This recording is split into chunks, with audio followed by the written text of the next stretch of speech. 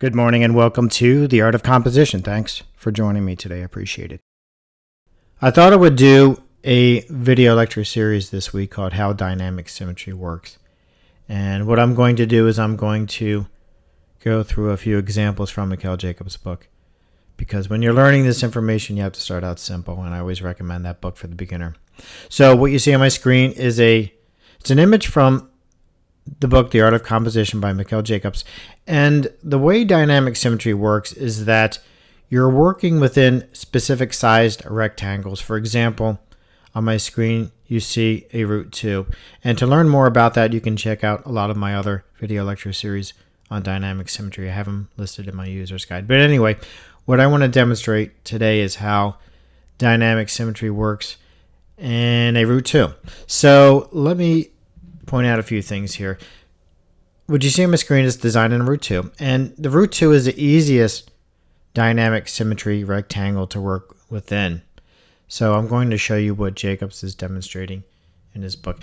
In a dynamic symmetry system of design, you're dealing with specific rectangles that you break them down into smaller versions of the original rectangle. For example, like I said, this isn't a root 2, but I can break down any one of these root 2s into smaller root 2s by dropping horizontal and vertical divisions. For example, in this horizontal root 2 here, I'll just highlight this in a dashed line just so you can see it.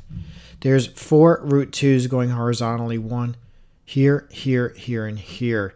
But I can continue to break down each one of these, and the reason the artist does this is because they're creating divisions based on breaking down a specific sized rectangle. It works completely different than the harmonic armature.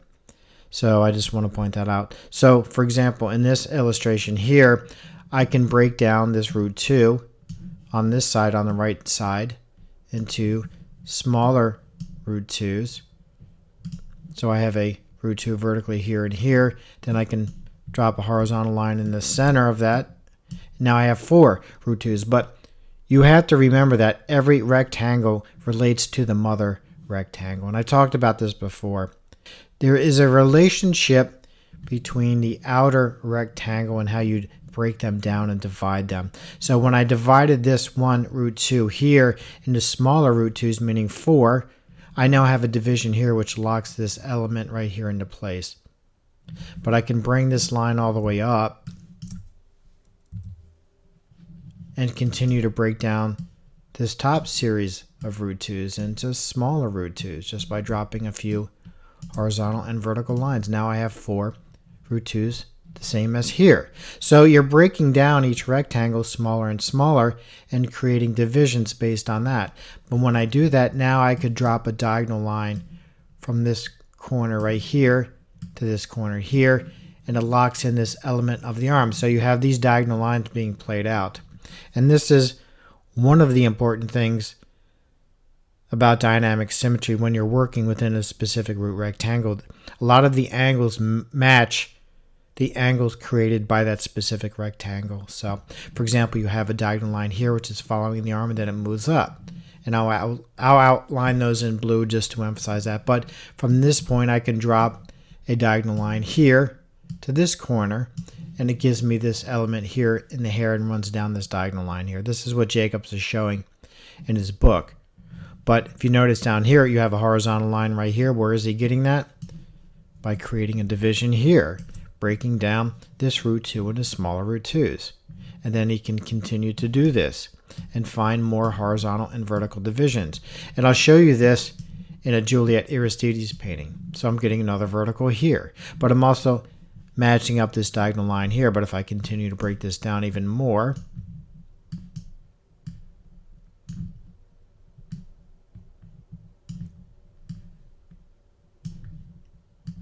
I can create, try that again. I just continue to break these root 2s down into smaller root 2s, and you can find more divisions. And again, this is how it works. This is how dynamic symmetry works. And what I want to do is show this in a Juliet Aristides painting as well. All right, so what you see on my screen is a painting by Juliet Aristides, and it's designed in a root 2. So what I'm going to do is I'm going to break down this root 2 and find divisions, but I'm also going to demonstrate how she's locking her subject into place. Now, I'm not going to break this down completely because I just want to keep this simple today. But starting in the left-hand side, you have a vertical root 2 right here. And let me show you what I mean by that. I'll outline it in dashed lines. You have vertical there, and you have a horizontal division right here. So within here, you have a root 2 going vertically, but I can break this down, like I said, into smaller root 2's by dropping horizontal and vertical divisions. And you can see I'm breaking this down into smaller root 2's going vertically. But when I do that, notice how it's locking the head into position. So Juliet isn't randomly placing this figure on the canvas in a root 2.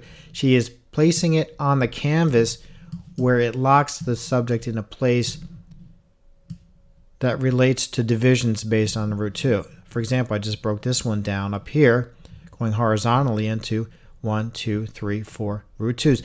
All the rectangles inside this root 2 relate. They have the same dimensions as the mother rectangle. This is what dynamic symmetry is. This is how it works, and it's very different than the harmonic armature. And I do have a short video demonstrating the two side by side, but you can tell she's locked the head into place here using divisions of the root 2. And there's another division here. I've just locked the head into place. And of course I can continue on. If you notice here, when I bring this over, I'm getting this horizontal division in the clouds. But what about this horizontal here? Well, if I continue to break down the root 2, and I'll do that,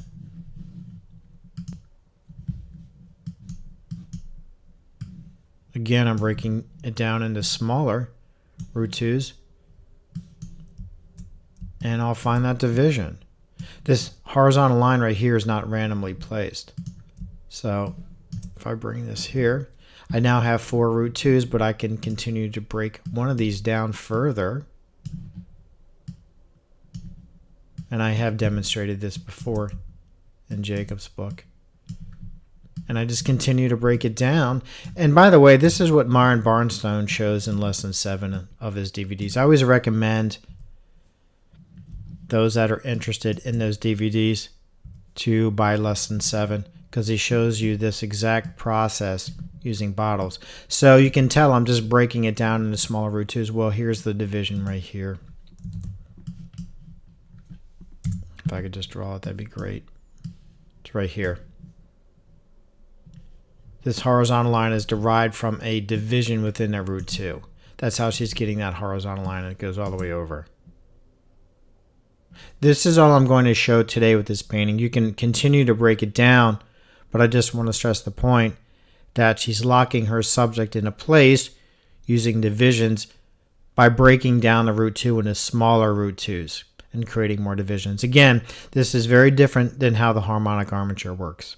That's going to be it for now. I will do a few more of these videos this week. Thanks for joining me. I appreciate it, as always.